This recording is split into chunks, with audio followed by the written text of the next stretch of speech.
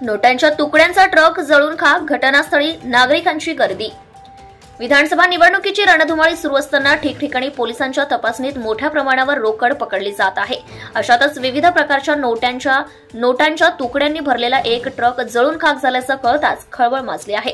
अर्थातच ट्रक भरून नोटा म्हटल्यावर सारेच जण क्षणभर दचकले। ही घटना बरबटी, जिल्हा वर्धा येथील दिनांक 10 नोव्हेंबर रोजी सकाळी 11 वाजता घडली आहे। तातडीने पोलीस प्रशासकीय यंत्रणा घटनास्थळी पोहोचली।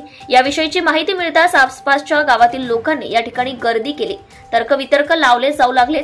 16 चाकांचा ट्रक UP 12 CT 5327 या क्रमांकाचा हैदराबाद येथून उत्तर प्रदेशच्या दिशेने जात असल्याची माहिती मिळाली। या ट्रकमध्ये विविध प्रकारच्या नोटांचा तुकड्यांचा स्क्रॅप माल होता। शॉर्ट सर्किटने या ट्रकला आग लागून तो जळून खाक झालाय। सूत्रांनी दिलेल्या माहितीनुसार रिझर्व्ह बँकेने अलीकडेच या स्क्रॅप मालाचा लिलाव केला होता। त्यानुसार हा माल वाहून नेला जात होता। वर्धा जिल्ह्यातील सिंधी पोलीस या संदर्भात अधिक तपास करीत आहे।